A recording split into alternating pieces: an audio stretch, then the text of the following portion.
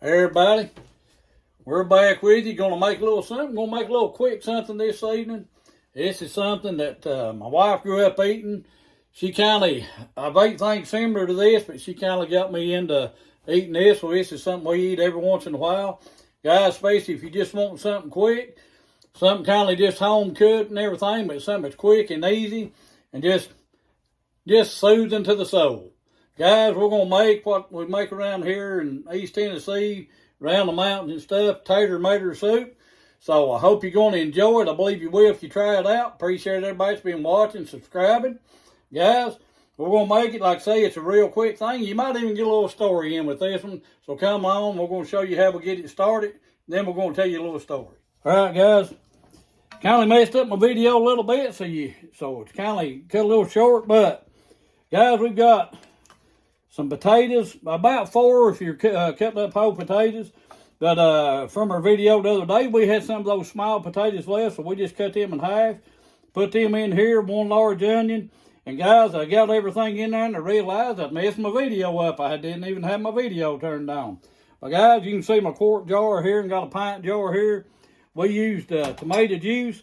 Not making a big old pot. We got our cast iron enamel Dutch oven here, and that's what we're cooking it in. So we took and poured a quart, then a pint of tomato juice in it, large onion, about 4 whole potatoes, more potatoes if you like. We're going to throw just a little bit of that pepper in there. Got that little fancy gadget going on again. But guys, this is something my wife grew up eating. Like I say, she got me into eating it. Some of her kids like it, some of them don't. We got some picky kids, and I'm sure some of you know what I'm talking about. Guys, salt and pepper it, and that is basically all you do to it. We got a pan of cornbread in the oven. Going to get hit out. Let the potatoes, onions get tender. Once that's done, your potatoes and onions, you got a pot of soup, guys. Don't take no time to make. Quick and easy when you're just in a hurry. You worked all day, you come home, you just want something home cooked, but you don't feel like cooking a big meal. Hey, make you a pot of tater mater soup. All right, everybody, I hope I can tell you a good story here. I mentioned here a while back when we've done one of the videos about struggle food and how some people consider, certain foods as struggle meals. Now, a lot of people consider this right here a struggle meal.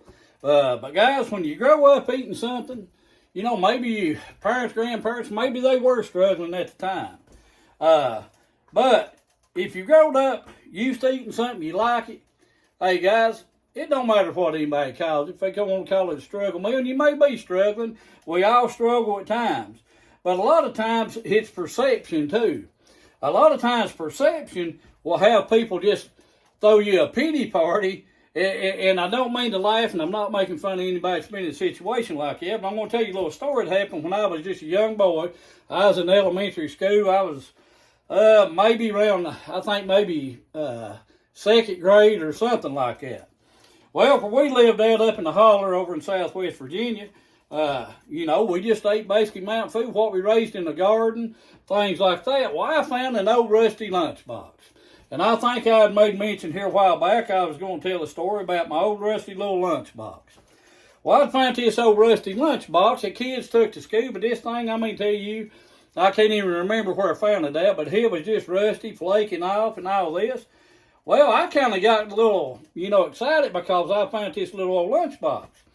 Well, I had this bright idea that I was going to go up just about a quarter mile up the road. We would always go and pick apples at some of our neighbor's house on up in the holler. And my mom, she would make apple butter and things like that, canned apples, and make apple butter from it. Well, I decided that I was going to go get me some apples and put in my little old rusty lunchbox. And that's what I was going to take to school the next day. Now, granted, we always ate lunch at school and things like that. And back in that day, back when I was young, hey, I loved school lunch. That's where I learned a lot of food. The cream of chicken on the loaf bread, or we always called it light bread. That's where I got that from, was from school. I always loved that. But I was going to get me some apples, and I'd found my mom had a little pack of saltine crackers, about a half empty, sitting on the kitchen table. So I was going to take me some apples, and some of those saltine crackers, and I was going to be a big boy. Thought I was feeling proud. Found this little old rusty lunchbox. You could see a little bit of color on it, but not much other than the rust. So I went up to the neighbor's house, got me a bunch of apples, and guys, I'm telling you now, I didn't look for the best apples. I picked what was on the ground, rotten spots, wormholes, and all. I filled that little old rusty lunchbox up with those apples, left me enough room to put those saltine crackers in it. Well, when I came back in the house, my mom had seen that old rusty lunchbox, and she asked me what I was doing with it and where I'd found it. Well, I told her what I was doing with it, and she said, "Oh, no, you're not." She said, "You get that thing out of here and you go throw it away." She said, "It ain't nothing but junk, and you ain't taking that to school. People see you walking in with an old rusty lunchbox." Well, here's where perception comes in. Now, granted, we had food. Now, my dad worked in the coal mine. My mom, for years, worked in the sewing factory, and then she worked making biscuits for several years before she passed away. But we lived out of a garden. What we grew, sometimes we would grow a hog, and we would have hog meat, things like that. But we raised, to me, might not have been that big, but to me, a 2-acre garden. There was a lot of us in my family. So we raised a big old garden with canned food. My mom always canned and things like that.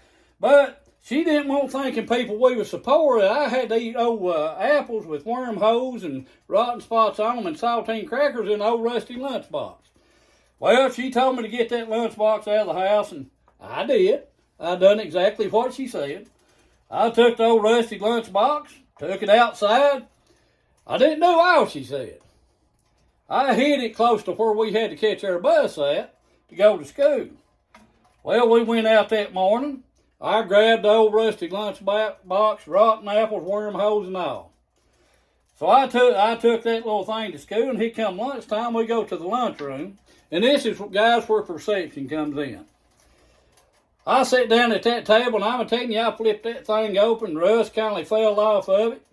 Had my little wormholey apples, my saltine crackers, and I was sitting there proud as a peacock. The teachers came by, they seen me sitting there with that old rusty lunchbox and them rotten apples with wormholes in them. And I'm a-telling you, they thought that I must be the poorest, podunkiest youngin' that ever was. They got feeling so sorry for me. They was carrying food from the kitchen to the cafeteria there at the school to me. And I didn't have one tray. By the time they got done, I had 3 trays, and they had extra food piled in every one of them. They took that old rusty lunchbox and them wormholey apples, and they disposed of it themselves. Well, needless to say, I had 2 sisters that was getting ready to go to high school. They hadn't got there yet, but I think they were elementary school, went from kindergarten to 7th grade, and then back then we didn't have a middle school. You started high school. So the teacher caught my 2 sisters right before we got on the school bus that afternoon and was basically asking if we needed help with food. They said, "Well, no, we've got plenty of food at home," and all this, explain, hey, we've got gardens, we've got food everywhere, canned food and all kinds of stuff.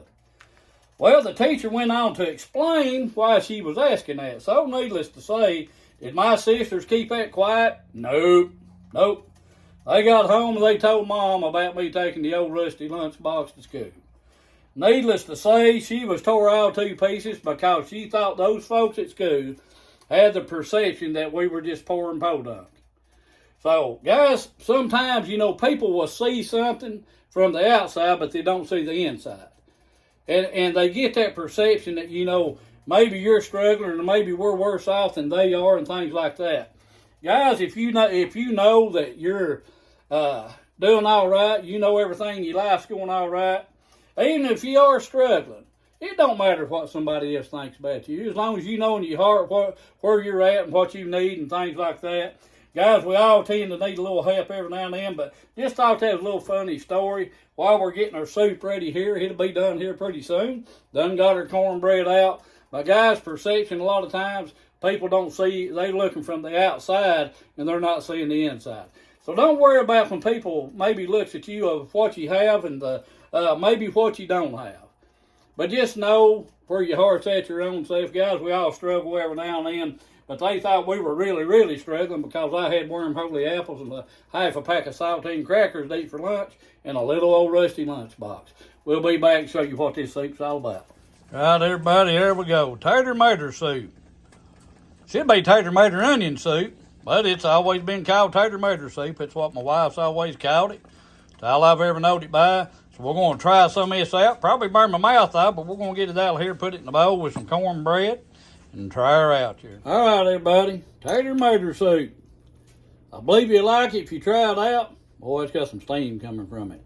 And I'll be honest with you, the cornbread and the onions is probably my favorite. I love taters, but I love onions cooked this way too. So let's try it out. Oh yeah, that's hot. Woo! That just seems to hair off your tongue right there now. But, guys, that right there, very well, tongue slapping good, tongue beats your brains out. And my wife is the one that got me into this when we make it every once in a while. She usually makes it. I just got chose to make it today. Guys, tater mater soup, try it out. I hope you enjoyed our little story. True story, but I hope you enjoyed it. I hope that made you laugh a little bit or something. Guys, try you some tater mater soup. It's quick. It's easy. You got cornbread to go with it, taters, onions, tomato soup. Guys, you can't beat it. It's quick and easy when you come home tired. And hey, it makes you feel like you got a home-cooked meal. Guys, try it out. Tater mater soup. God family food, God food family. Guys, always put God first. Appreciate you watching. Ask you to like, subscribe. Until next time, we'll see you.